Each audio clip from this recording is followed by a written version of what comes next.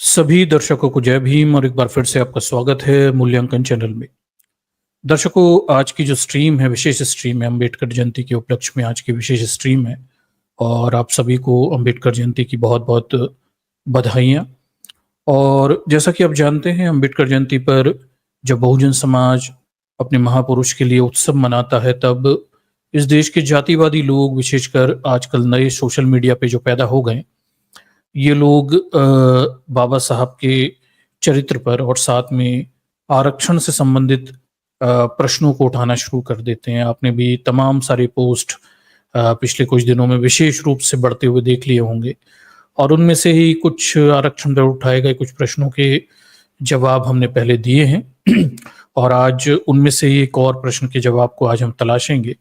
और एक बड़ा साधारण सा बोलते हैं भोलेपन से उठाया गया उनका एक प्रश्न रहता है कि भाई आरक्षण तो 10 सालों के लिए था और डॉक्टर अंबेडकर ने खुद कहा था कि आरक्षण 10 सालों के लिए है।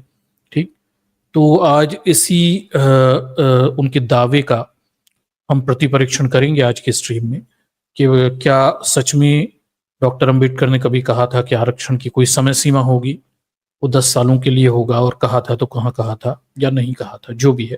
ठीक, और क्या आरक्षण 10 सालों के लिए है? ठीक, और अगर है तो उसके पीछे के कोई विशेष कारण है? ठीक, तो हम इन दोनों तीनों तरह के दावे का आज प्रतिपरीक्षण यहाँ पे करेंगे और देखेंगे कि वास्तविकता क्या निकल कर आती है। तो बने रहिएगा आज की इस स्ट्रीम में, बड़ी महत्वपूर्ण स्ट्रीम होने वाली है। कुछ महत्वपूर्ण दावे जो आरक्षण पर अक्सर किए जाते हैं, उन्हें आज हम परीक्षण पे लेते हैं। चलिए तो अपने प्रेजेंटेशन की तरफ चलते हैं और उसके माध्यम से इस पूरे घटनाक्रम को समझने की कोशिश करते हैं।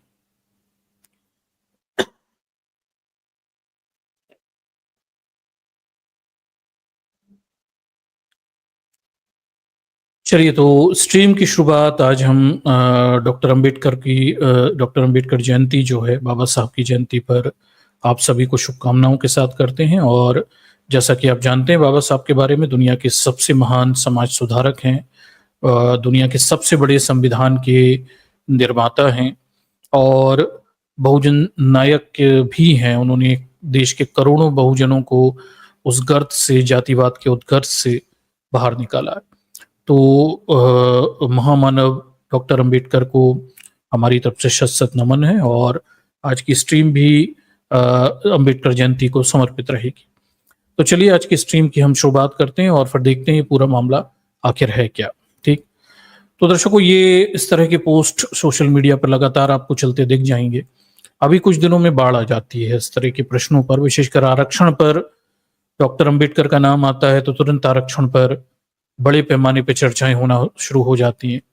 और उनमें से एक बड़ा साधारण सा प्रश्न ये भी रहता है, क्या 10 सालों के लिए था आरक्षण? और इस पर तमाम सारे दावे प्रतिदावे आपको तमाम सारी साइट्स पर देखने को मिल जाएंगे। तमाम सारे बड़े लोग हैं, ये भी इस तरह का दावा करते रहते हैं। ये एक शंकराचार्य हैं और जगत गुरु शंकराचार्य हैं, ये अभिमुक्तेश्वरानंद, और इनका भी ये दावा है कि भाई देखिए 10 सालों के लिए था आरक्षण और 78 साल भी लाद भी लागू भी लोग जूझ रहे हैं इससे और ये चाहते हैं कि भाई आरक्षण का निराकरण हो जाना चाहिए। तो ऐसे दावे तमाम सारे लोग करते रहते हैं, करते रहे हैं।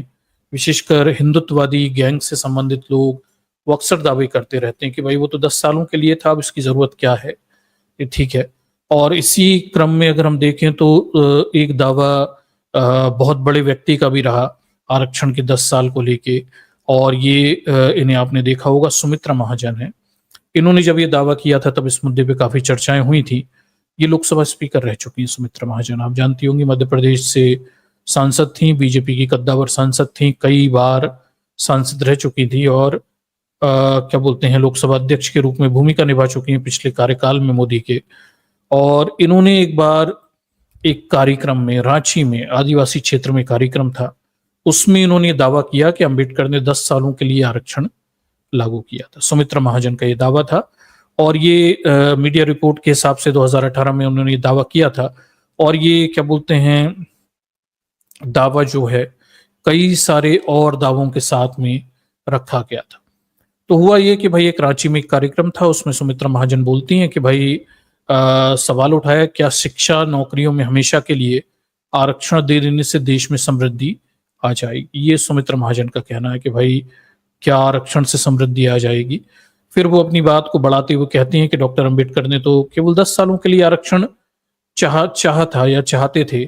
फिर इसी भाषण में उन्होंने ये भी कहा कि आरक्षण की जरूरत केवल 10 सालों के लिए थी और 10 सालों के भीतर समता मूलक समाज बनाने का संकल्प था। ये भी बातें करते हैं।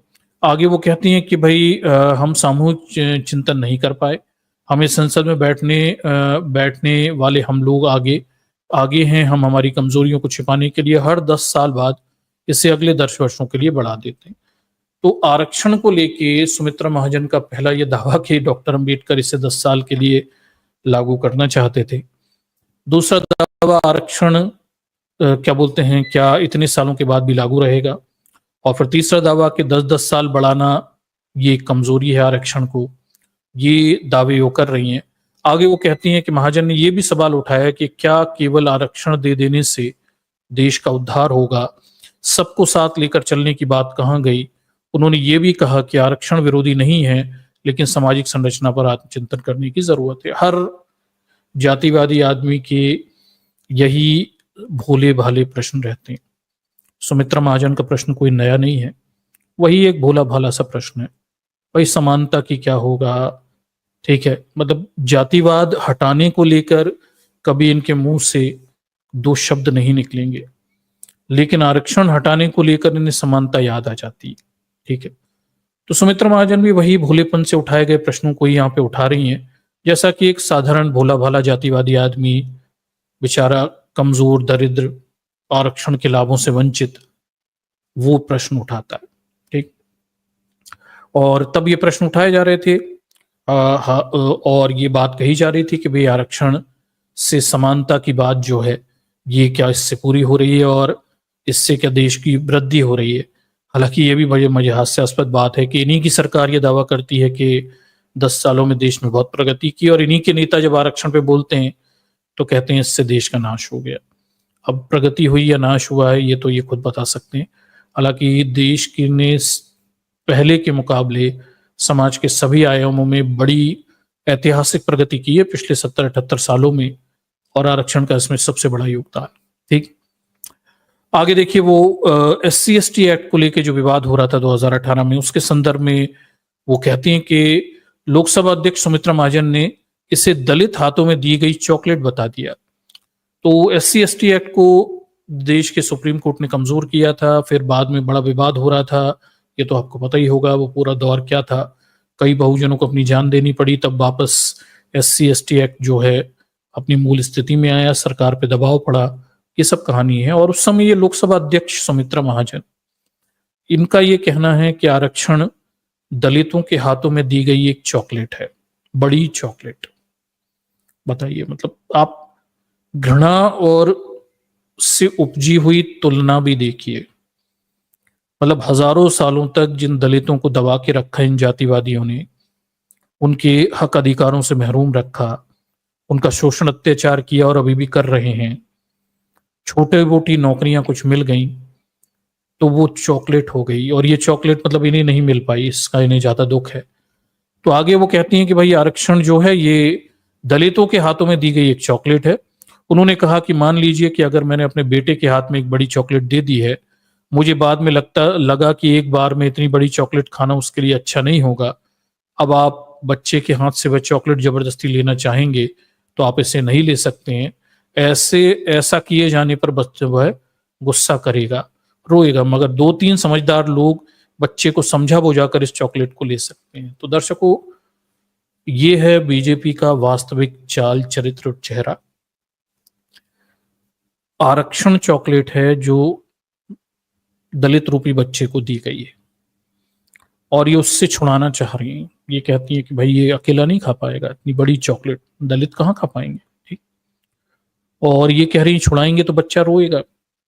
तो 2-4 लोग समझा बुझाकर ये चॉकलेट उससे ले सकते हैं। तो हमसे आरक्षण अब समझा बुझाकर लिया जा रहा है, धीरे धीरे वापस लिया जा रहा है, क्योंकि ये वो चॉकलेट थी जो हम पचा नहीं सकते थे। जैसे पुरानी कहावत थी, शूद्रों को घी हजम नहीं होता, ऐसे ही सुमित्रा महाजन ने अब उसमें चॉकलेट जोड़ दी है कि भाई ये तो चॉकलेट है, ये कहाँ हजम हो जाएगी शूद्रों से।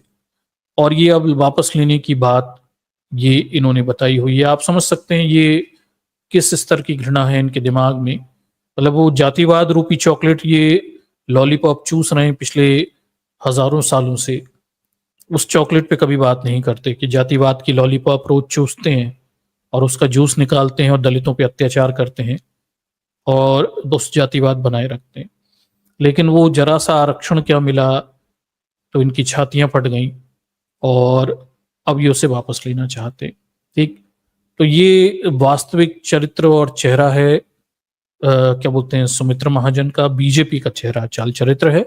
और आज अंबेडकर जयंती है। आज के दिन अगर आप देखें तो ये बीजेपी, जिसके नेता अभी कुछ साल पहले तक आरक्षण को लेकर इस तरह के बयान दे रहे थे, दलित समाज को लेकर इस तरह के बयान दे रहे थे, उनके नेता आज अंबेडकर जयंती पर झूम रहे हैं, अंबेडकर जयंती मना रहे हैं।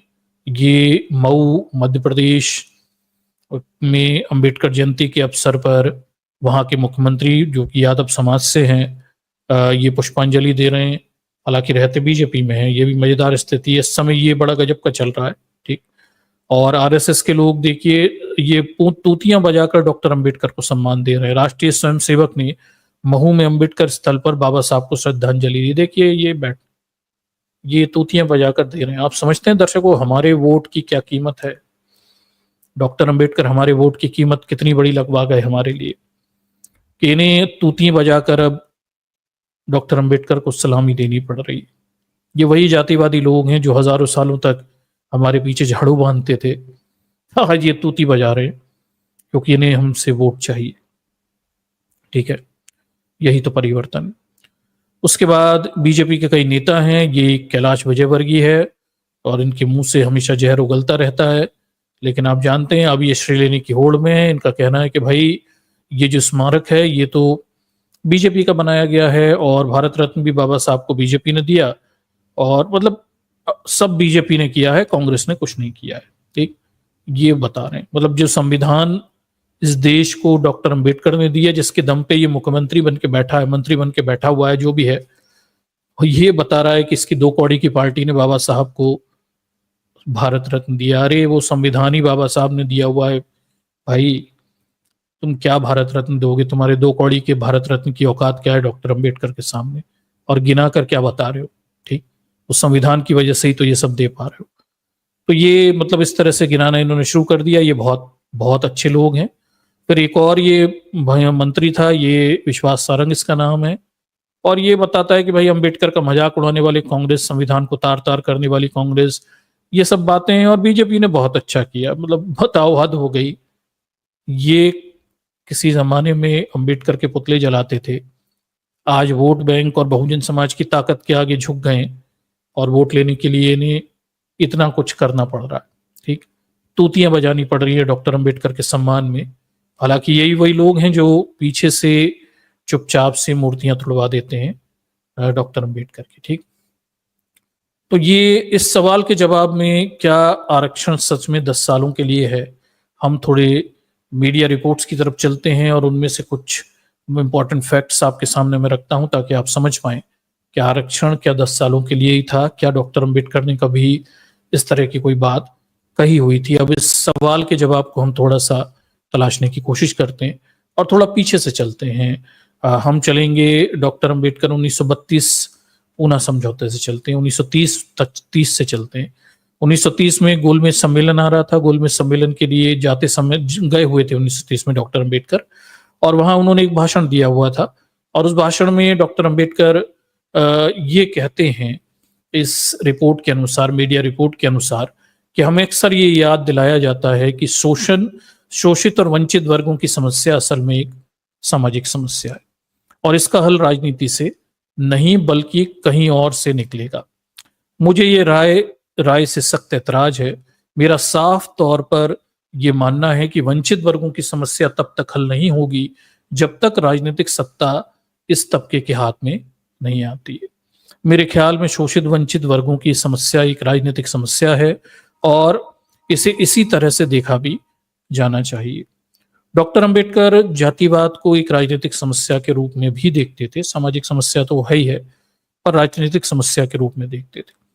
अक्सर इस देश के सवर्ण राजनेता ये मानते थे, गांधी जैसे लोग, कि जो जातिवाद की समस्या है, भेदभाव की समस्या है, ये तो सामाजिक समस्या है और इसका राजनीति से क्या लेना देना है। राजनीति अलग होनी चाहिए, अंग्रेजों के विरुद्ध हमारा आंदोलन अलग होना चाहिए, और ये सामाजिक चीजों पे तो हम बाद में बात कर लेंगे। इस देश की सामाजिक समस्या, डॉक्टर अंबेडकर गोलमेज सम्मेलन में बड़ा साफ कहते हैं कि नहीं भाई, ये सामाजिक तो अपनी जगह है, पर ये पहले तो राजनीतिक समस्या है।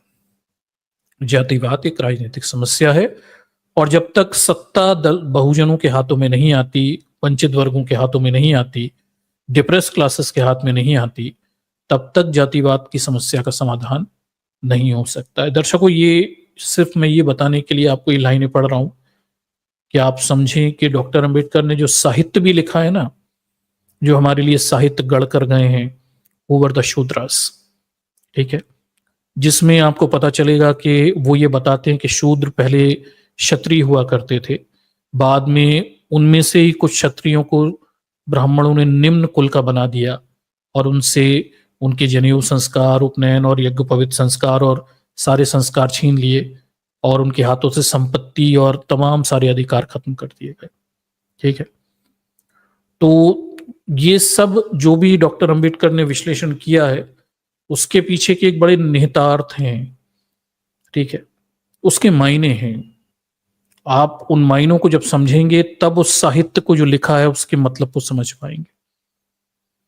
जातिवाद एक राजनीतिक समस्या भी है, सामाजिक समस्या के अलावा, क्योंकि इससे हमारे राजनीतिक हक अधिकार छीन लिए गए, और बगैर राजनीतिक हक अधिकार प्राप्त किए हुए कोई भी समाज सामाजिक रूप से मजबूत और उच्च नहीं हो सकता। हमें अपने राजनीतिक अधिकार भी चाहिए, क्योंकि हमारे सामाजिक अधिकार उसी से संबंधित हैं। आरक्षण उस दिशा में एक महत्वपूर्ण कड़ी है।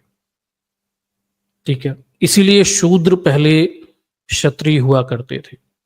ये विश्लेषण डॉक्टर अंबेडकर का ये इस देश में जातिवाद रूपी समस्या और शूद्रों की राजनीतिक भागीदारी को बताने के लिए एक बेहतर विश्लेषण है। ठीक है, तो अपने महापुरुषों के द्वारा किए गए गहन चिंतन विश्लेषण, उसे पढ़ने समझने की जरूरत है। उसके बड़े गहरे मायने हैं। ठीक है, और जो उन चीजों को नहीं समझते, उनकी बातों में आके महापुरुषों के दिखाई रास्ते को नकारना दुनिया की सबसे बड़ी बेवकूफी हो जाएगी।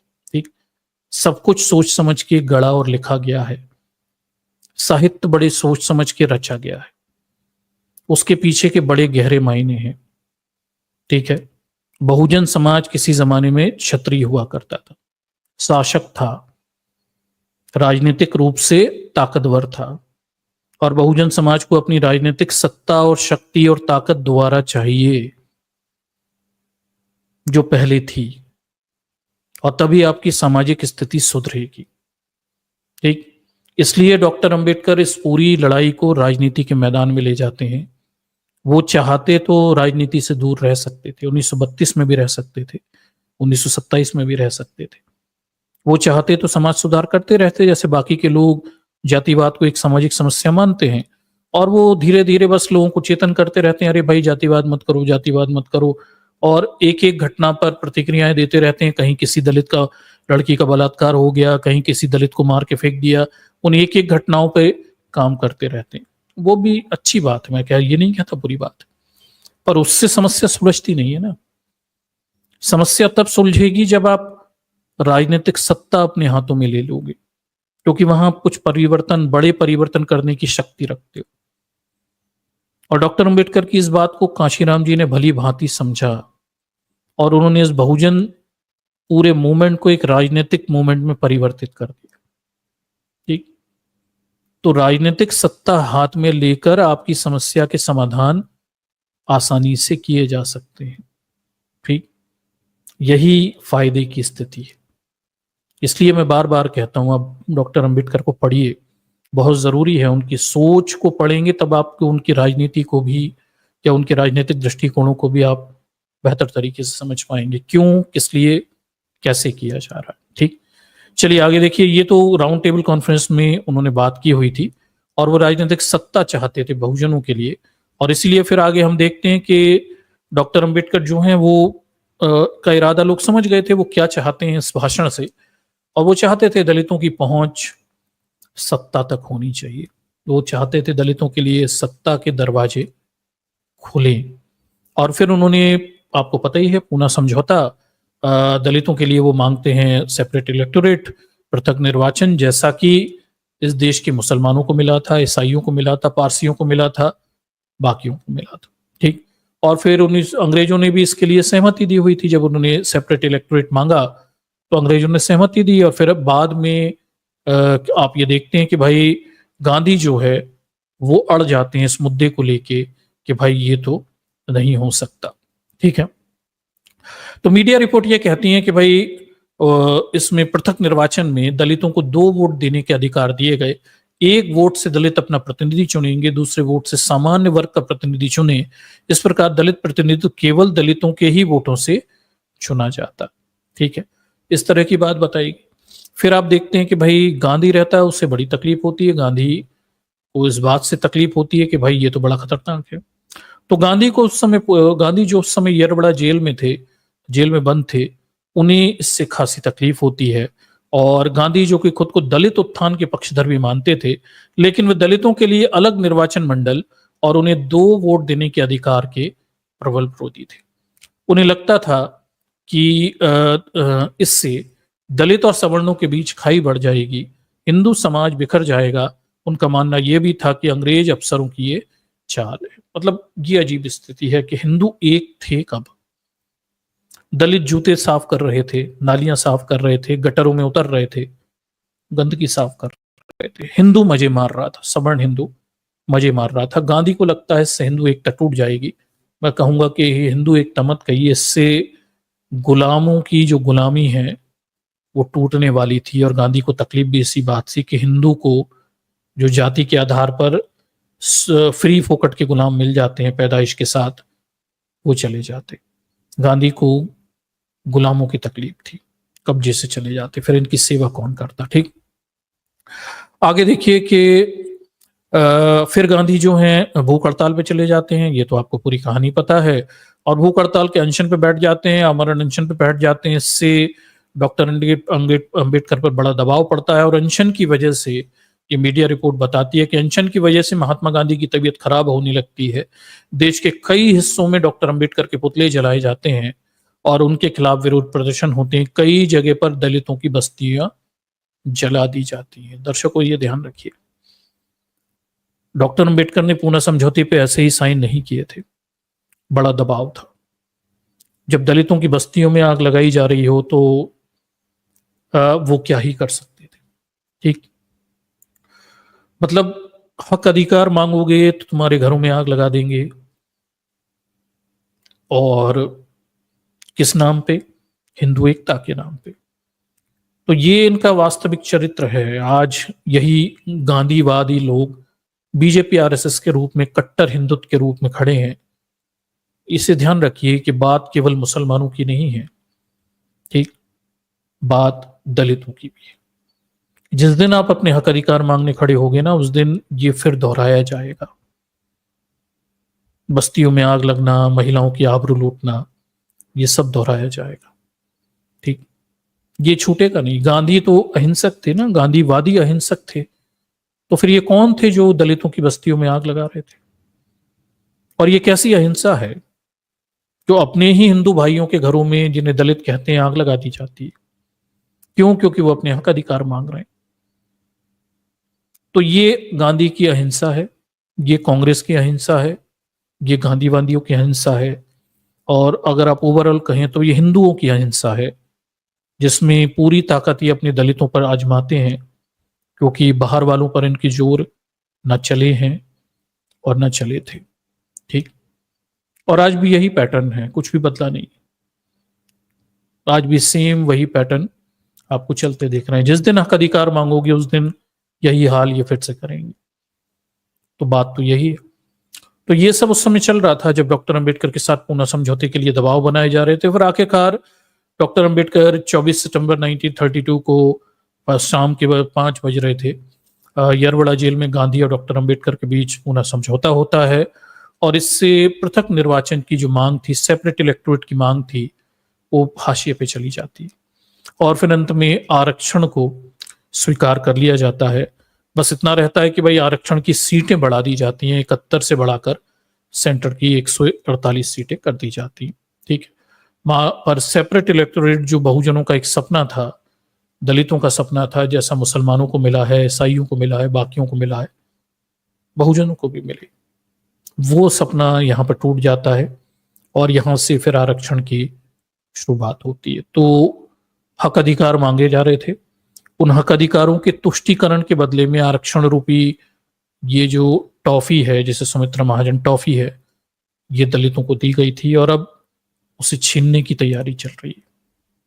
ठीक है, तो ये सब उस समय घट रहा था और फिर ये बात चली जाती है, 1932 होती है और 32 के बाद देश आजादी की तरफ आगे बढ़ जाता है और फिर धीरे धीरे आजादी के घटनाक्रम घटते हैं। फिर जैसा आप जानते हैं 1946 से संविधान बनना शुरू होता है, तो फिर हम पहुंचते हैं संविधान बनने के दौर में और इस घटना के लगभग 15 साल के बाद देश आजाद हुआ, संविधान बनना शुरू हुआ। डॉक्टर अंबेडकर के मन में दबा हुआ पूना पैक्ट वाला दर्द संविधान सभा में फिर बाहर आया। उन्होंने आजाद देश के नेताओं के सामने फिर सिफारिश रखी कि संविधान सभा में इसे लेकर माहौल काफी गर्मा गया। सरदार पटेल, ठीक है, सहित अन्य नेता बाकी सब इससे द्रवित हो गए। अब डॉक्टर अंबेडकर जब संविधान बनता है तो फिर से वही मांग रखते हैं पृथक निर्वाचन की। ठीक है भाई, अब तो नया संविधान बन रहा है, अब तो पृथक निर्वाचन दे दो भाई, अब तक तो दबा के रखा अंग्रेज थे, चलिए अब तो दे दीजिए। ठीक, देखिए अलग निर्वाचन मंडल की मांग पर घमासान फिर से हो जाता है। आजादी के बाद भारत के संविधान बनाने की जिम्मेदारी संविधान सभा को दी गई। संविधान सभा ने सरकारी और सार्वजनिक क्षेत्र की नौकरियों में अनुसूचित जाति जनजाति के आरक्षण पर बात आसानी से बन गई। तो संविधान सभा में ये तो हो गया, चलिए भाई नौकरियों में और शिक्षा में आरक्षण मिलेगा, पर राजनीति का आरक्षण जो था बड़ा जटिल था। ठीक है, लेकिन राजनीति यानी लोकसभा और विधानसभा में सीटों के आरक्षण को लेके जंग जैसे हालात बन गए। इसकी शुरुआत मार्च 1947 में होती है, जब डॉक्टर अंबेडकर ने फिर से दलितों के लिए अलग निर्वाचन मंडल की मांग उठाई। उनका तर्क था कि ब्रिटिश सरकार ने मुसलमानों को अलग निर्वाचन मंडल दिया था, जिसकी दो वजह थी, एक तो मुसलमान धर्म अलग था, दूसरा हिंदू मुसलमानों का सामाजिक संबंध सामाजिक भेदभाव पर आधारित था। उनके मुताबिक देखा जाए तो इस कसौटी पर दलित भी खरे उतरते हैं, इसलिए उनके लिए भी अलग निर्वाचन मंडल होना चाहिए। अब डॉक्टर अंबेडकर फिर से सेपरेट इलेक्टोरेट मांगते हैं, पृथक निर्वाचन द्वारा से मांगते हैं कि भाई अब चलो, अब तो आजाद हो रहे हैं, अब दो भाई दलितों को उनका हक दे दो, सेपरेट इलेक्टोरेट दे दो। मुसलमानों को दिया आपने, ऐसा दलितों को भी दिया जाए। अब इससे बड़ी असहजता की स्थिति बन जाती है। पटेल जो कि प्रखर विरोधी थे डॉक्टर अंबेडकर के, उनके लिए बड़ी समस्या हो जाती है।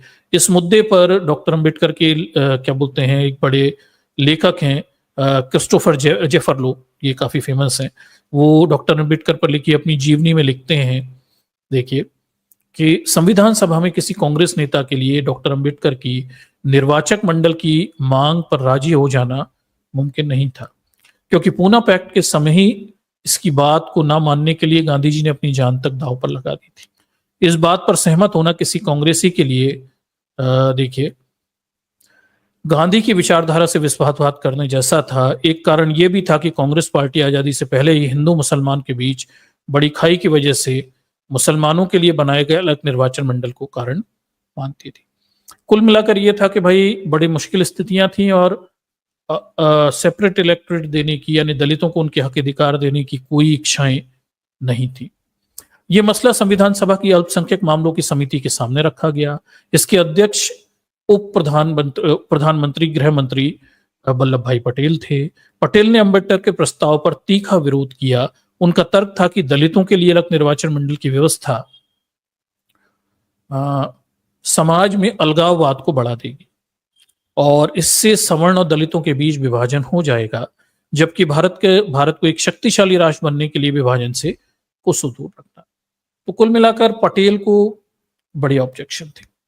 वो प्रधानमंत्री भी थे, गृह मंत्री भी थे, अल्पसंख्यक मामलों की समिति भी देखते थे। डॉक्टर अंबेडकर ने कहा कि भाई चलिए अब तो सेपरेट इलेक्टोरेट अब दे दीजिए। भाई क्यों ना मिला जब बाकी सबको दिया। अब इससे बड़े ऑब्जेक्शन खड़े हो गए, उन्होंने कहा भाई ये तो हो नहीं सकता, मतलब इनका रोना एक ही है कि भाई तुम जूते साफ करो, तुम नालियां साफ करो, तुम गटरों में उतरो, तुम हमारे मजदूर बनकर काम करो, इससे हिंदुओं की एकता बनी रहेगी। ठीक, लेकिन तुम हक अधिकार मांगोगे तो एकता टूट जाएगी। तो ये कैसी एकता है भाई? समाज के बड़े वर्ग को जुल्म सहना है, अत्याचार सहना है, ताकि देश की एकता बनी रहे, और समाज का एक वर्ग मजे मारेगा, हरामखोरी करेगा, ऐश करेगा, क्योंकि देश की एकता है। तो ये इनका जो लॉजिक है, आज भी ये इसी लॉजिक पे चलता है। बीजेपी वाले भी आज भी दलितों को यही समझाते हैं कि भाई पहले मुस्लिम समस्या सुलझा लेते हैं, फिर ये तो सामाजिक समस्या है, आरक्षण वारक्षण जातिवादीवाद ये तो बाद में देख लेंगे। जो गांधी कहते थे वही बात आजकल बीजेपी आरएसएस के लोग दलितों को समझा रहे हैं। लेकिन प्रश्न वही है कि भाई ये उल्टा भी तो हो सकता है कि आप देश में हिंदुओं की एकता बनाए रखने के लिए दलितों को उनके हक अधिकार दे दो और थोड़ा आप कंप्रोमाइज करो, ठीक, इससे एकता बनी रहेगी। पर ये किसी भी तरह से कंप्रोमाइज के लिए तैयार नहीं थे। तो जब इस चीज की मांग की गई सेपरेट इलेक्टोरेट की, तो विरोध कर दिया गया। सरदार पटेल ने इसे सिरे से फिर खारिज कर दिया गया। देखिए आगे क्या लिखा हुआ है। पटेल की सदस्यता वाली समिति ने अलग निर्वाचन मंडल और लोकसभा एवं विधानसभा में आरक्षण के प्रस्ताव पर वोटिंग हुई। पहला प्रस्ताव खारिज हो गया और दूसरे को हरी झंडी मिल गई। कुल मिलाकर यह हुआ कि भाई पृथक निर्वाचन यानी सेपरेट इलेक्टोरेट जो डॉक्टर अंबेडकर ने मांगा था वो तो कैंसिल हो गया, क्योंकि पटेल की कमेटी उसके वोटिंग हुई थी। और फिर दूसरा जो प्रस्ताव था यानी आरक्षण का, राजनीति में आरक्षण का, वो पारित हो गया।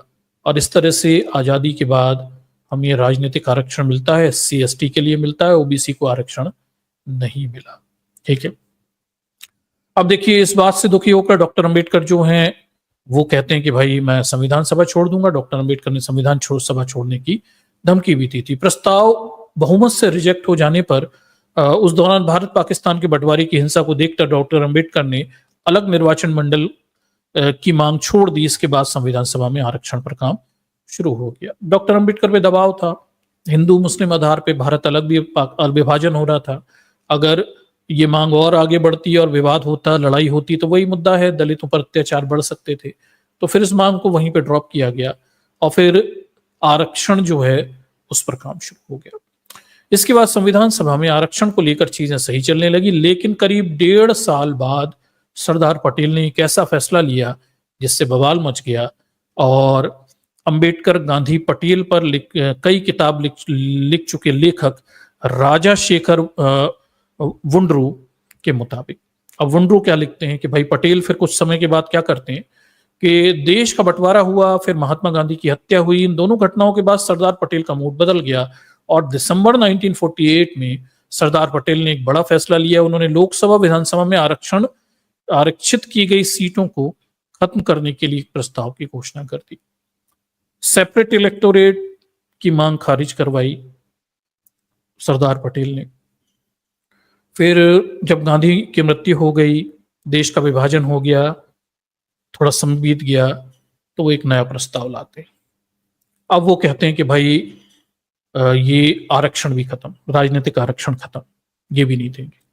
ठीक, ये नया प्रस्ताव लाए। अब इससे तो और ही बड़ा मतलब नया एक किस्म की विवाद खड़ा हो गया। जबकि अगस्त 1947 में संविधान सभा आरक्षण सीटों पर अपनी सहमति जता चुकी थी। पटेल का फैसला सुनकर डॉक्टर अंबेडकर बेहद नाराज हो गए। उन्होंने सरदार पटेल के नए प्रस्ताव का जमकर विरोध किया।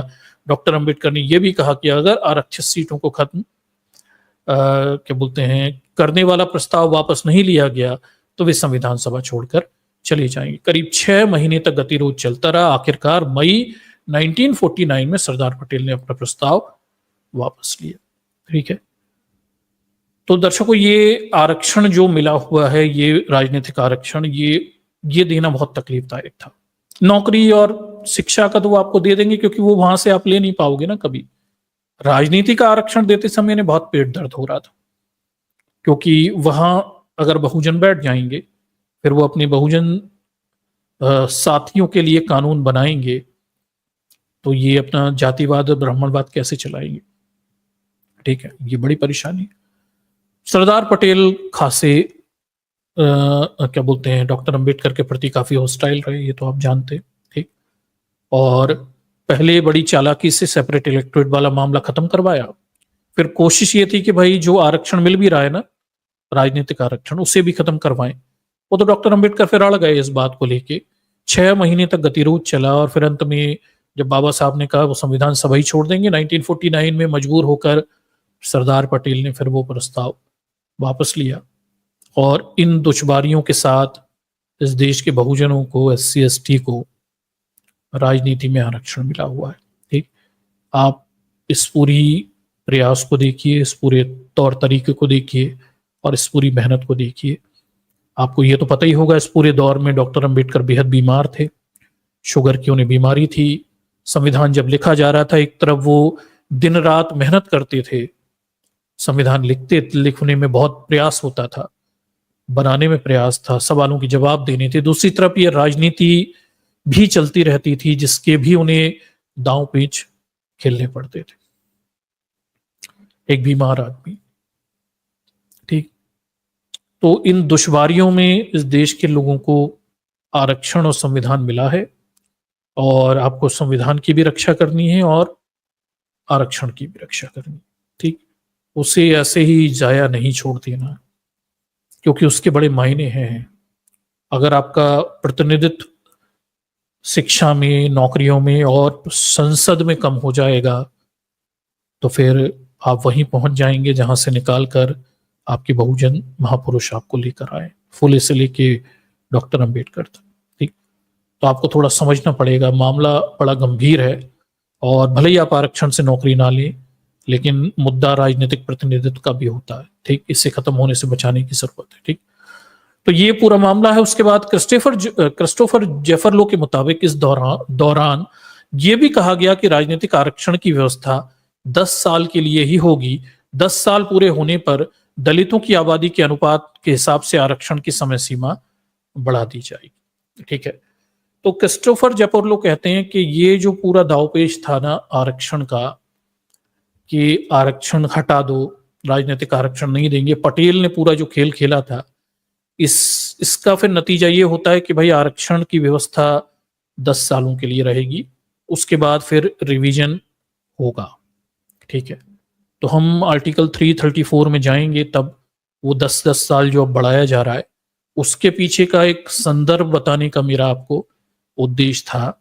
और ये भी बताते हैं आगे कि डॉक्टर अंबेडकर ने ये सब नहीं किया था, ये सब बातें वो पटेल की चालाकी से सामने आती हैं। ठीक है। डॉक्टर अंबेडकर तो किसी समय सीमा के कभी पक्ष में ही नहीं थे, और ये 10 साल वाली बात जो है ये तब होने लगी जब पटेल ये प्रस्ताव लेकर आता है। जफर लोग कहते हैं कि पटेल कहता है आरक्षण खत्म कर दो, तो नेगोशिएशन होने लगते हैं। बाबा साहब कहते हैं मैं संविधान सभा छोड़ दूंगा, 6 महीने तक गतिरोध चलता है। फिर इसी दौरान ये सब बातें भी कही जाने लगी कि आरक्षण जो है, राजनीतिक आरक्षण, उसे 10 सालों तक के लिए रखो। ठीक है। तो वो 334 में जो लिखा हुआ है कि 10-10 साल बढ़ाने की बात, ये तो 10 साल ही रख रहे थे, और बाद में फिर डॉक्टर अंबेडकर कहते हैं नहीं नहीं भाई ऐसा नहीं हो सकता, वो तो बढ़ेगा। तो फिर बढ़ाने वाला प्रस्ताव लाते हैं, और फिर वो बढ़ाने की बात उसमें तब जुड़ती है। ठीक है।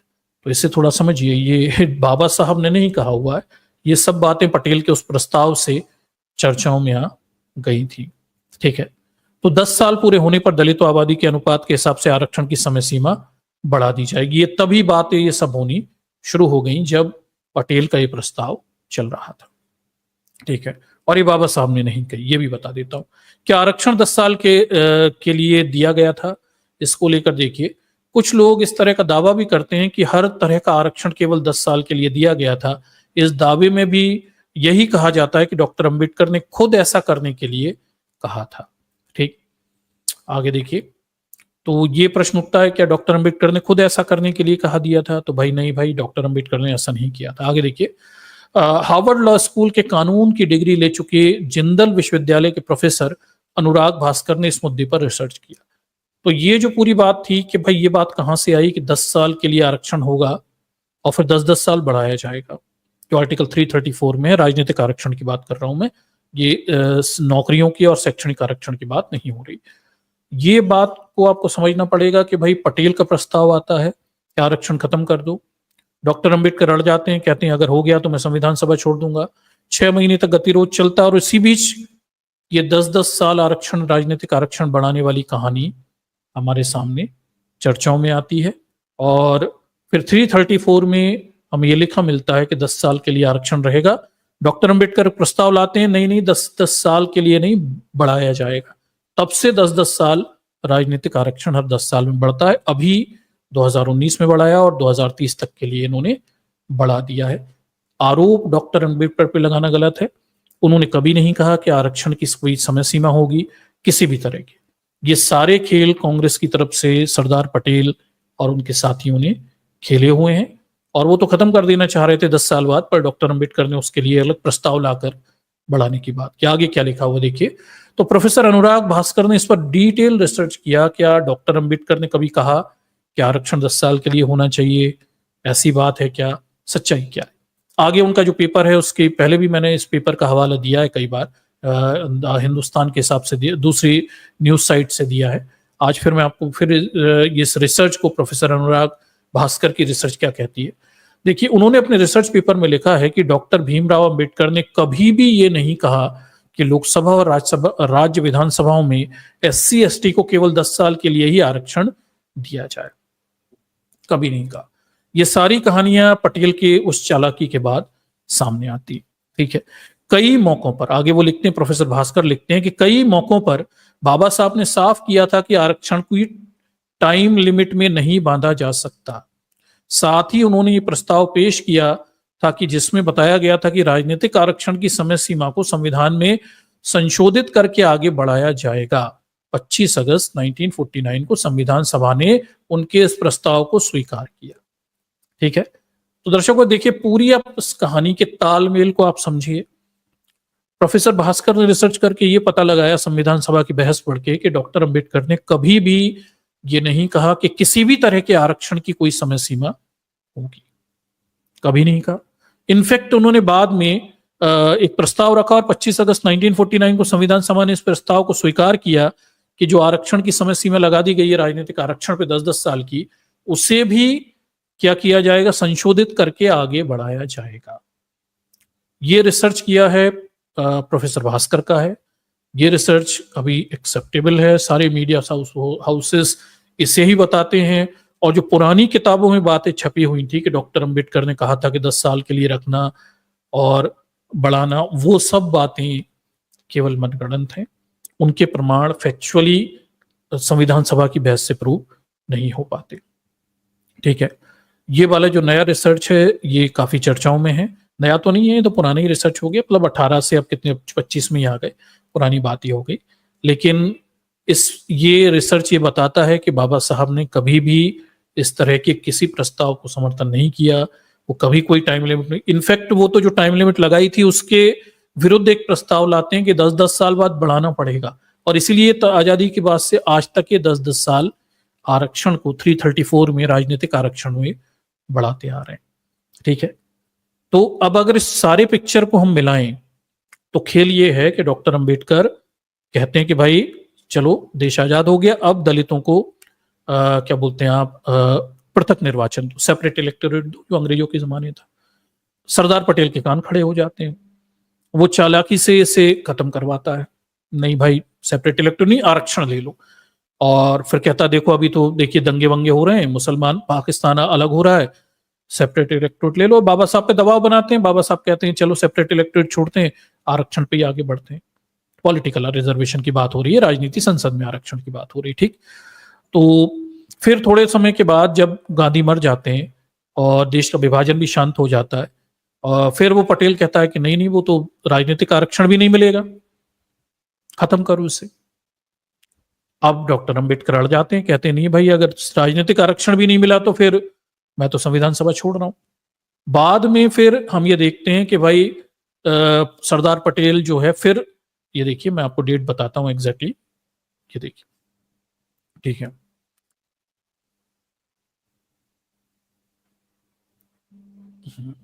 ये मई 1949 में सरदार पटेल अपना प्रस्ताव वापस ले लेता है। ठीक है। सरदार पटेल अपना प्रस्ताव वापस ले लेता है फिर, और उसी बीच फिर ये चर्चा भी आ जाती है कि राजनीतिक आरक्षण 10-10 सालों के लिए, 10 साल के लिए रहेगा। ठीक, चर्चा आ जाती है। फिर हम ये देखते हैं कि डॉक्टर अंबेडकर प्रस्ताव रखते हैं कि भाई ये जो आरक्षण है इसे आप 10-10 सालों के लिए बढ़ाइए, राजनीतिक आरक्षण को, और फिर संविधान सभा इसे एक्सेप्ट कर लेती है 10-10 साल के लिए आरक्षण बढ़ाने के प्रस्ताव को जो डॉक्टर अंबेडकर ने रखा था 25 अगस्त 1949 को, इससे संविधान सभा एक्सेप्ट कर लेती है। ये तारतम्य है, इस तरह से घटनाएं घटी। अब इस पूरी घटना का आप मतलब क्या निकालते हैं आप समझ लीजिए। मैंने आपके सामने कुछ चीजें आपके सामने रखी हुई हैं। अगर हम इस पूरी तथ्यात्मक घटना का मतलब ये निकालें तो हमें ये समझ में आएगा कि खेल ये था कि डॉक्टर अंबेडकर को पृथक निर्वाचन नहीं देना चाहते थे कौन? पटेल। लेकिन पटेल राजनीतिक आरक्षण भी नहीं देना चाहते थे। ठीक, अब क्या हुआ कि चालाकी चली गई। पहले तो कह दिया देश का विभाजन हो रहा है, अभी पृथक निर्वाचन होगा तो लड़ाई होगी, फलाना ठिकाना, खत्म करो, केवल आरक्षण ले लो। फिर कुछ जब शांति हो गई, 1-1.5 साल में गांधी भी मर गए, शांति हो गई तो कह दिया हम आपको राजनीतिक आरक्षण भी नहीं दे रहे, नया प्रस्ताव ला दिया पटेल ने, कोई राजनीतिक आरक्षण नहीं। ठीक, फिर जब विवाद बढ़ा तो कह दिया चलो राजनीतिक आरक्षण लेकिन 10 सालों के लिए। फिर डॉक्टर अंबेडकर जाते हैं मैं संविधान सभा छोड़ूंगा, फिर वो प्रस्ताव लाते हैं कि 10-10 साल इसे बढ़ाना पड़ेगा, तो 10-10 साल बढ़ाने की बात मजबूरी में फिर स्वीकार कर ली जाती है। ठीक है, ये पूरा घटनाक्रम अगर हम देखें तो ये हमारे सामने पिक्चर, ये कहानियां, ये तथ्य जो हैं, फैक्ट्स जो हैं, ये पिक्चर हमें बता रहे हैं। ठीक, और डॉक्टर क्या बोलते हैं, ये आपके प्रोफेसर भास्कर का रिसर्च है जो इस समय एक्सेप्टेबल है कि भाई डॉक्टर अंबेडकर ने कभी नहीं कहा किसी भी संविधान सभा की बहस में कि आरक्षण की कोई समय सीमा होनी चाहिए। उन्होंने नहीं कहा। ये सारा खेल पटेल के द्वारा रचा गया और बीच में कांग्रेसियों के द्वारा बनाई गई कहानियां, वही कांग्रेसी जो आज भाजपा है। ठीक है, 400 से ज्यादा कांग्रेसी आज बीजेपी में, कांग्रेस तो खाली हो चुकी। ठीक, वही सब लोग, ये पूरी उनके दौर में बनी कहानी है। और ये किसने कहा, ये सारे रिसर्च भी बताए, कहाँ क्रिस्टोफर जेफरलो कह रहा है, कहाँ कौन क्या कह रहे हैं, वो सारी चीजें यहाँ पे रेफरेंस के रूप में लगी हुई हैं। आप इन चीजों को थोड़ा अपने बौद्धिक स्तर पे रख के उन्हें समझिए। ठीक, डॉक्टर अंबेडकर क्यों समय सीमा लगाएंगे, मतलब इसमें लॉजिक ही नहीं बनता, कोई लॉजिक है क्या इस बात में? वो क्यों चाहेंगे कि कोई आरक्षण की कोई समय सीमा हो? ये सारे खेल पटेल ने खेले और बाद में फिर डॉक्टर अंबेडकर के प्रस्ताव को उन्होंने कहा कि चलिए तो बढ़ाना पड़ेगा आपको 10-10 साल। मजबूरी में दबाव में आकर फिर ये मान लिया 10-10 साल बढ़ाएंगे। शायद प्लान ये होगा कि भाई बाद में फिर हटा देंगे चुपचाप से, डॉक्टर अंबेडकर जब नहीं रहेंगे तो हटा देंगे, फिर ये प्लान होगा। पर ये कर नहीं पाए बाद में क्योंकि इनकी हिम्मतें नहीं पड़ी ऐसा करने की। ठीक है, तो ये पूरी कहानी है हमारे सामने, इसका बाकायदा रिसर्च है। और प्रोफेसर भास्कर का रिसर्च तो ये वाला तो काफी जग जाहिर और फेमस रिसर्च है, जिसमें उन्होंने खोज के बताया, पूरा अध्ययन करके, कि कभी भी डॉक्टर अंबेडकर ने 10 सालों के लिए आरक्षण वाली बात नहीं कही। ये सारा गफलत पैदा हुई है पटेल की उस चालाकी से, जो पटेल ने संविधान बनाते समय ये चालाकियां चली, क्योंकि संविधान बनाने में लंबा समय लगा, 2 साल 11 लंबा समय उसमें लगा हुआ है। ठीक,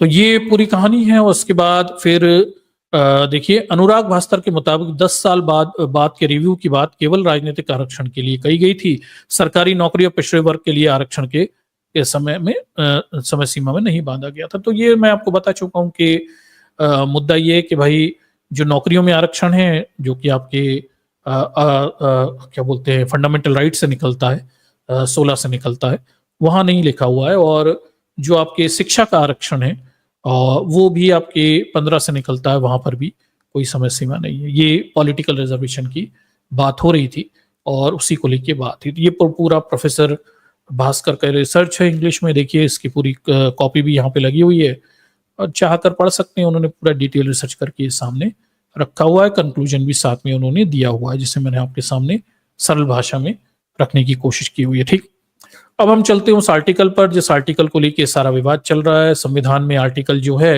ये आर्टिकल 334 है, 334 है। ठीक है, 334 ही वो आर्टिकल है जिसमें ये लिखा हुआ है कि भाई लोकसभा में और राज्यों की विधानसभा में आरक्षण जो मिलता है SC और ST को, उसकी समय सीमा के बारे में लिखा हुआ है। आज की स्थिति में ये कहता है कि इस भाग के पूर्वगामी उपबंधों में से किसी एक बात के होते हुए भी संविधान में निम्नलिखित से संबंधित उपबंध है। लोकसभा का, इसमें दो उपबंध है। पहला का, लोकसभा और राज्यों के विधानसभा में अनुसूचित जाति और अनुसूचित जनजाति के लिए स्थानों का आरक्षण, ठीक है। और फिर लोकसभा तथा राज्यों की विधानसभा में एंग्लो इंडियन समुदाय मनोनीत द्वारा प्रतिनिधित्व। ये दो बातें इसमें लिखी हुई हैं। उसके बाद संविधान के प्रारंभ के खंड का के संबंध में 80 वर्षों की अवधि और खंड खा के संबंध में 70 वर्षों की अवधि रखी गई थी। तो ये मैंने आपको बताया था कि भाई ये 10-10 साल बढ़ाना था और 2019 के पहले तक ये 70 और 80 सालों तक के लिए था। अब इन्होंने क्या किया कि जो एंग्लो इंडियन समुदाय का नॉमिनेशन था 2 लोगों का लोकसभा में, वो हटा दिया और केवल SC ST के आरक्षण को अगले 10 सालों के लिए आगे बढ़ा दिया, यानी 2030 तक के लिए आगे बढ़ा दिया। ठीक, तो इस आर्टिकल में ये लिखा हुआ था कि भाई द ओरिजिनल जो आर्टिकल था, एक मिनट में आपको नीचे लेके चलता हूँ, ये पहला संस्करण है, अनुच्छेद 334 1950 में आया था। ठीक, तो इसमें लिखा था कि लोकसभा और राज्य की विधानसभाओं में अनुसूचित जाति जनजातियों के स्थानों का आरक्षण रहेगा और एंग्लो इंडियन समुदाय का प्रतिनिधित्व रहेगा। जब ओरिजिनल आया था तब 10 वर्षों की बात लिखी हुई थी और उसके बाद 10-10 साल इसे आगे बढ़ाई जा रही है। हर 10 साल में से आगे बढ़ाई जा रही है और तब से बढ़ाई जा रही है। और अभी लास्ट बार ये 10-10 साल आगे बढ़ाने का क्रम देखिए, मैं आपको 2019 में, ये 19 की ये अखबार है, 10 दिसंबर 2019 को, 2019 में देखिए SC ST आरक्षण 10 साल के लिए बढ़ा दिया गया। एंग्लो इंडियन कोटा अब नहीं रहेगा। एंग्लो इंडियन कोटा तो 70 सालों के लिए था, वो खत्म हो गया। तो SC ST आरक्षण 10 सालों के लिए बढ़ा दिया गया। 126वां संविधान संशोधन लाया गया था और इसके माध्यम से 10 वर्षों के लिए SC ST आरक्षण को बढ़ा दिया गया। ठीक है, 2020 में खत्म हो रहा था, जिसे बढ़ाकर 2030 कर दिया गया है। देखिए 2030 तक बढ़ाने के प्रावधान कर दिए गए। तो ये जो पूरा मामला है, अगर आप इसे थोड़ा ध्यान से देखेंगे तो आपको समझ में यही आएगा कि ये सारा एक दाव पेंच वाला खेल है। ठीक, आर्टिकल 334 में जो पॉलिटिकल रिजर्वेशन है, लोकसभा में सीटें और राज्यों की विधानसभाओं में SC ST की सीटें, उनको लेकर जो है आरक्षण की बात 10-10 वर्षों के लिए लिखी थी, जिसे डॉक्टर अंबेडकर के प्रस्ताव के द्वारा हर 10 साल में अब आगे बढ़ाया जाना है और पिछले 70 सालों से 78 सालों से यही हो रहा है। पटेल का खेल ये था कि भाई इसे 2 ही मत, राजनीतिक आरक्षण 2 ही मत, वो तो प्रस्ताव भी लेकर आ गया। बाद में 6 महीने तक प्रयास किए डॉक्टर अंबेडकर ने और आधा संविधान बनाने से छोड़ देने की बात आ गई थी, तब जाकर दबाव पड़ा और फिर ये आरक्षण देना पड़ा। और फिर साथ में ये भी हो गया कि 10-10 वर्षों तक रहेगा और फिर बाबा साहब ने नया प्रस्ताव लाकर ये लिखवाया कि भाई इसे 10-10 साल आगे बढ़ाया जाएगा। ठीक है, ये कहानी पर्दे के पीछे की कहानी। ठीक है, ये सब चला। अगर आप इस आर्टिकल 334 को थोड़ा और गहराई से समझेंगे तो आपको समझ में आएगा कि इसका संबंध इस देश की जनगणना से भी हो जाता है। कि परेशानी है कि भाई हर 10 साल में जनगणना होती है, जनगणना के बाद सीटों का परिसीमन होता है और बढ़ी हुई जनगणना के हिसाब से नई सीटें बनेंगी। नई सीटें बनेंगी तो आपको आरक्षण जो है उसे रिवाइज करना पड़ेगा। ठीक, तो आप पॉलिटिकल रिजर्वेशन को तब भी रिवाइज तो कब भी करना पड़ेगा आपको। आप भले उसे 10 साल वाला से हटा भी दें तो भी रिवाइज तो आपको तब भी करना पड़ेगा उसे, यानी बढ़ी हुई जनगणना के हिसाब से जो नई सीटें बनेंगी उस हिसाब से SC ST के आरक्षण को आपको फिर से रीएडजस्ट तो हर 10 साल बाद करना चाहिए पड़ेगा। ठीक, हालांकि ये और बात है कि हमने नई सीटें बनाना फ्रीज कर दिया है और शायद अब अगली जनगणना के बाद नई सीटें संसद में बढ़े। अभी तो फ्रीज है, 1970 से फ्रीज चल रहा है। ठीक, तो नई सीटें भी नहीं मिल पा रही SC ST को, जितनी है उतनी की उतनी है। ठीक, जब जनसंख्या बढ़ती चली जा रही है, ये भी एक बड़ा नुकसान हो रहा है। अगर क्या बोलते हैं ये फ्रीज हटा दिया जाए जैसे की उम्मीद चल रही है तो SC ST की जनसंख्या जो बढ़ गई है उस अनुपात में उन्हें नई सीटें संसद में मिल जाएंगी तो उनका रिप्रेजेंटेशन बढ़ सकता है। ठीक, ये हो सकता है। ठीक, तो इसका संबंध 2 तरफ से दिखता है कि एक तरफ ये भी है कि 10-10 साल बढ़ाने को लेकर एक पॉलिटिक्स थी जो मैंने आपके सामने रखी।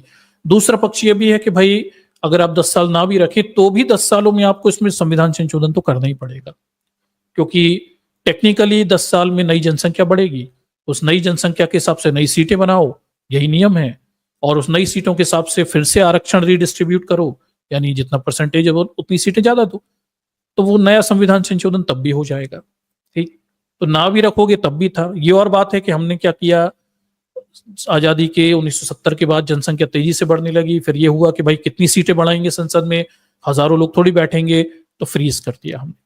ठीक, 545-52 जितनी आज की दो हटा दी गई हैं, अब तो 550 है, उस पर फ्रीज कर दी।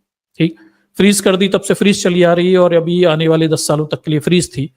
और सीटें नहीं बढ़ाते, नई बढ़ी हुई जनसंख्या को अब उन्हीं सीटों में एडजस्ट करते हैं, लेकिन इससे बहुजनों का नुकसान होता है, क्योंकि इससे जो नई सीटें बनती तो वो बहुजनों की संख्या ज्यादा बढ़ती, सवर्णों की तो कम ही बढ़ती है।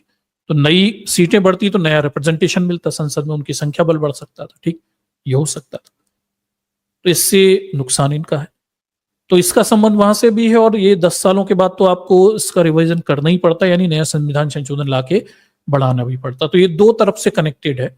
अगर आप इसे ध्यान से देखें तो एक मामला पॉलिटिकल था, जब पटेल देना ही नहीं चाहते थे, फिर मजबूरी में बाबा साहब अड़ गए तो देना पड़ा आरक्षण। ठीक, और दूसरा मामला हमारी जनसंख्या के बढ़ने, सीटों के बंटवारे बढ़ने और परिसीमन से भी इसका संबंध है। मतलब आपको हर 10 साल में टेक्निकली अगर आप सीटों के फ्रीज हटाओगे तो आपको आरक्षण की समय सीमा क्या बोलते हैं, रिवीजन करना पड़ेगा, और बढ़ी हुई सीटों के हिसाब से नया आरक्षण नई सीटों पे देना पड़ेगा, और संविधान संशोधन भी हर 10 साल में होगा ही। ठीक है, ये तब है जब आप ये फ्रीज हटा दो। ठीक, तो दो पक्ष हैं इसके, इस पूरे मामले के दो पक्ष हैं। ठीक है, तो दर्शकों इस पूरी जो कवायद थी, जो हमने समझा कि आरक्षण 10 साल के लिए दिया गया था, इसका सार क्या निकलता है? सार ये निकलता है कि डॉक्टर अंबेडकर ने नहीं कहा कि राजनीतिक आरक्षण यानी पॉलिटिकल रिजर्वेशन 10 सालों के लिए हो, उन्होंने नहीं कहा। उन्होंने कभी कोई समय सीमा नहीं बताई। आया कहां से ये 10 सालों वाला मामला? आर्टिकल 334 में ये मामला आया पटेल की राजनीति से। पटेल डॉक्टर अंबेडकर को पहले सेपरेट इलेक्टोरेट नहीं देते, कहते हैं आरक्षण ले लो। डॉक्टर अंबेडकर उस समय देश के हालातों को देख के आरक्षण पे मान जाते हैं। फिर गांधी की मृत्यु होती है, फिर बंटवारा भी हो जाता है, 1 आध साल बीतता है, आरक्षण संविधान बनने में 2 साल से ज्यादा का समय लगा। ठीक, फिर पटेल एंड में एक नया प्रस्ताव रख देते हैं कि भाई ये आरक्षण देना ही नहीं, राजनीतिक आरक्षण दलितों को, SC ST को देना ही नहीं। इसको लेकर टकराव हो जाता है। डॉक्टर अंबेडकर कहते हैं कि भाई मैं तो संविधान सभा छोड़ दूंगा। तब जाकर क्या बोलते हैं, पटेल अपना प्रस्ताव वापस लेते हैं। लेकिन इस बीच एक नई कहानी चालू हो जाती है कि भाई ये आरक्षण 10 सालों के लिए रहेगा। डॉक्टर अंबेडकर फिर एक प्रस्ताव लाते हैं संसद में और मनवाते हैं कि 10-10 साल ये जो आर्टिकल 334 में ये बढ़ानी पड़ेगी। तो तब से 10-10 साल आरक्षण आर्टिकल 334 में जो था वो बढ़ता आ रहा है। अभी 2030 तक के लिए, 2019 में प्रस्ताव पारित करके इन्होंने 2030 तक के लिए बढ़ा दिया है, क्योंकि पिछले 10 साल की सीमा 2020 में खत्म हो रही थी। ये पूरा सार है। ठीक है, और दूसरा पक्ष आर्टिकल 334 का जनसंख्या से भी है। तो वो ये बताता है कि अगर आप ये 10 साल की सीमा ना भी रखेंगे तो भी टेक्निकली जब आप अपनी सीटों को फ्रीज हटाओगे, संसद की सीटें बढ़ाओगे बढ़ी हुई जनसंख्या के हिसाब से, तो आपको आरक्षण हर 10 साल में उसके लिए रिवीजन यानी नए संविधान संशोधन तो करने ही पड़ेंगे। ठीक है, ये उससे भी संबंध इसका दिखता है। तो ये है पूरा मामला। आप इस पूरे मामले को आपको इस तरह से देखने की जरूरत है। मैं समझता हूँ मामला थोड़ा जटिल है, जिन्हें थोड़ी भी संविधान की समझ नहीं है उन्हें बड़ी तकलीफ होगी इस सबको समझने में। और चालू आदमी यही कहेगा 10-10 सालों के लिए था। नहीं, ऐसा नहीं है, 10-10 सालों के लिए नहीं था। ये सब पटेल की चालाकियां थी। डॉक्टर अंबेडकर का इससे कोई लेना देना नहीं है, और बाबा साहब ने कभी कोई समय सीमा आरक्षण के लिए नहीं बताई। ठीक है, ये सब पटेल के द्वारा खेले गए खेल थे। आर्टिकल 334 में 10-10 सालों के लिए लिखा है, लेकिन ये भी प्रस्ताव पारित हुआ है संसद में कि डॉक्टर अंबेडकर ने करवाया है कि 10-10 साल इसे आगे बढ़ाते रहोगे। तब से हम लगातार इसे आगे बढ़ा रहे हैं, और अभी 2030 तक के लिए SC ST का आरक्षण संसद में यानी लोकसभा में और राज्यों की विधानसभा में आगे बढ़ा दिया गया है। ठीक है, तो मेरे ख्याल से आप इसे समझे होंगे, और नहीं समझे तो आप दोबारा से भी इस स्ट्रीम को देख सकते हैं, तो आपको ज्यादा बेहतर तरीके से समझ में आएगा। ठीक, चलिए, तो एक और हमारी डॉक्टर